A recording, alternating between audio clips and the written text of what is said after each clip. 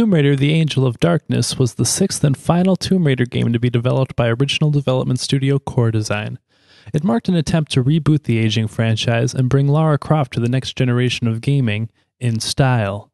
Sporting a new game engine, upgraded abilities, a longer development time, and a darker version of our heroine, it was without a doubt a new spin on what had become the standard Tomb Raider formula. After a few development extensions from publisher Eidos Interactive, the game was released in the summer of 2003 to coincide with the theatrical release of The Cradle of Life. Many of Core Design's developers expressed their dismay over not being able to finish the game the way that they wanted, and left to start new companies. Upon release, The Angel of Darkness was met with poor sales and reviews, and Eidos transferred the series to current developers Crystal Dynamics. So how does The Angel of Darkness sit between the first 5 games from Core Design and the newer generation from Crystal Dynamics? Graphically, it was a considerable improvement over previous titles. The shift from creating games for the PlayStation to creating games for the PlayStation 2, as well as beefier PCs, allowed the designers to craft and utilize an entirely new engine. While The Angel of Darkness boasts a greater number of polygons and the ability to use higher resolution art than its elder siblings could, it isn't particularly awe-inspiring in comparison to other games released at the time. Textures are a bit of a mixed bag.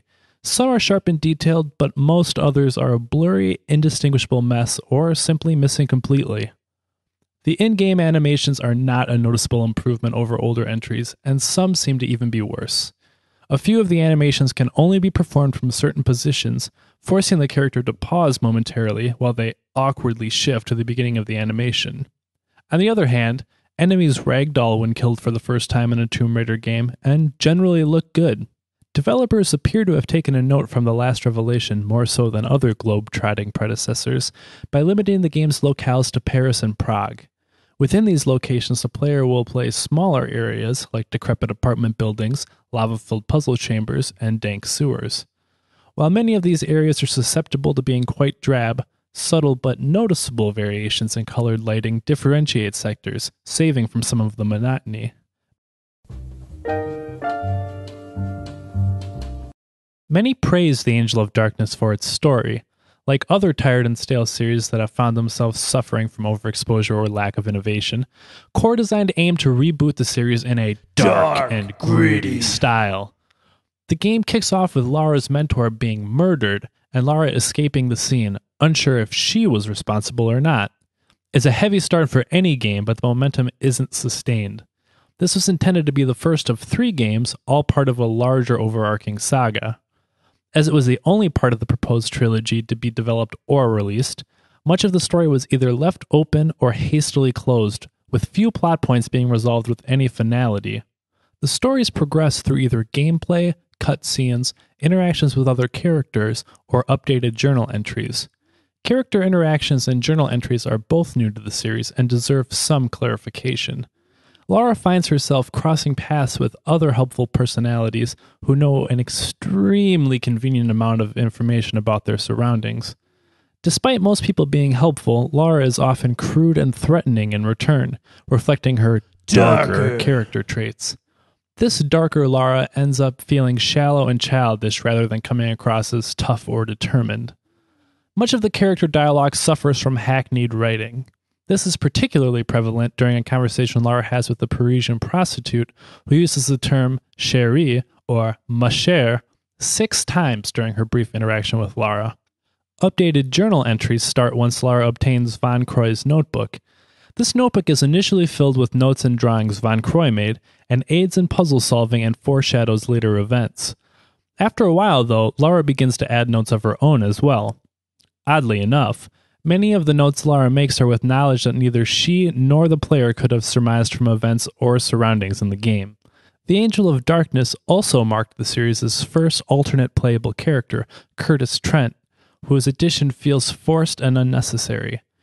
Core Design attempted to fix something that wasn't broken and introduce a spectacularly silly will they, won't they dynamic between Lara and Curtis, diminishing Lara's impact as a strong, independent female character.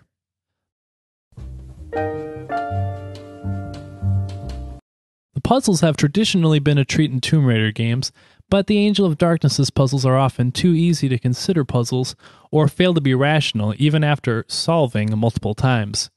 Some of the particularly illogical puzzles echo the traditions of older adventure games rather than puzzles that are normally found in action-adventure games. Some puzzles require Lara to work through dangerous areas filled with explosives and lasers, navigating them with a wide array of moves. Unfortunately, some traps have extremely wide hit detection, causing Lara serious injury or even death from being in the general vicinity of them. This, coupled with moves that fail to be scaled equally to one another, result in irritating gameplay.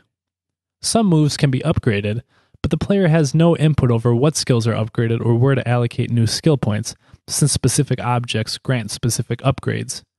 Sadly, this ends up being little more than a gimmick that pads out game length, since none of the upgrades are optional. When Lara and Curtis interact with an object, a hand icon appears in the corner of the screen. This tends to work well in open areas, but when exploring smaller areas with multiple objects, the hand icon fails to distinguish between the multiple items clearly. Instead of having a moment where the hand icon disappears and reappears between interactive objects, the hand stays present throughout. Certain areas, like desks and computer consoles, suffer from this problem more than others, making it easy for the player to completely miss objects or puzzles if not extremely thorough. Level design feels like a collection of various ideas developed by different people. While the Angel of Darkness tries to incorporate a number of different gameplay elements, including action, adventure, puzzle solving, platforming, RPG leveling, and stealth sequences, none of these sections come close to the depth or quality executed by games that specialize in these genres. Most of the locations within the game are video game cliches. While there are a few unique sections, such as the Louvre, a biodome, and a dance club, Lara and Curtis more often than not find themselves traversing through dilapidated apartments, endless sewers, subways, industrial warehouses, underwater levels, and sanitariums. On top of that, half the time players spend in these sections is composed of creeping through ventilation systems. When not exploring, the Angel of Darkness forces the player to use what may be the worst combat system I have ever experienced in any game. In previous Tomb Raider games, Lara would auto-aim when her guns were drawn and an enemy was within her sights, but the auto-lock system in the Angel of Darkness takes nearly all control away from the player. If Lara has a weapon drawn and an enemy or shootable object comes within her vicinity, she'll lock onto it. This sense for targeting is so strong, though, that Lara is even able to target enemies around corners and through walls. There fails to be any standard correlation between the directions pressed and directions Lara moves when locked on, as she will just spin and strafe around enemies as she sees fit. These enemies end up being either no threat or a complete pain in the ass. Some enemies do little more than wander around the same areas as Lara, unaware that she's even there at all. It isn't uncommon for enemies to get stuck on level geometry or run into our heroine only to have a change of heart about attacking her. On the flip side, some enemies seem to have attacks which are unavoidable. This may have to do with the sluggish controls, as Lara can't immediately run from a standstill and has to walk for a few steps before jogging away. Lara also becomes briefly stunned when hit, so if more than one enemy is near her, they will often take turns hacking and slashing at her while she's immobilized. Some of the most infuriating sections of this occur during boss battles. While trying to figure out what can be done in boss environments, the player will be mercilessly and repeatedly killed by overpowered attacks. Even the consultation of online walkthroughs fails to remove the challenge from bosses like the Spirit in the Hall of Seasons, whose boss battle ranks among the most obtuse and illogical in any game.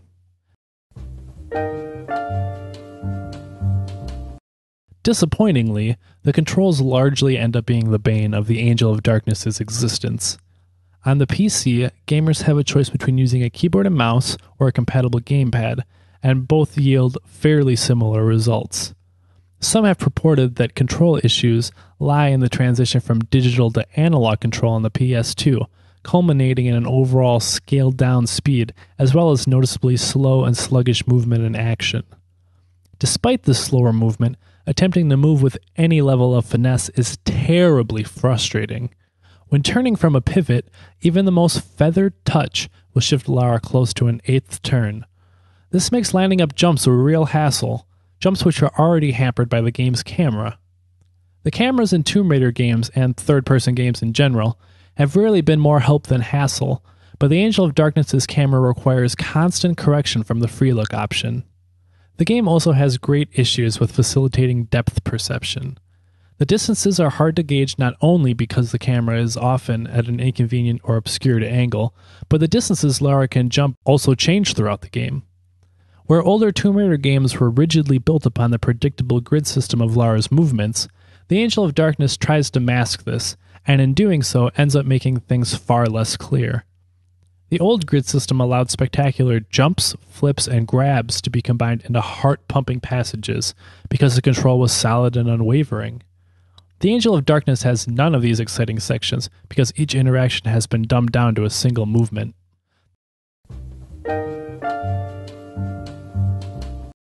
The game's sound may easily be its high point. This was the first Tomb Raider game to not have its score performed on a synthesizer. I still love you, Nathan McCree.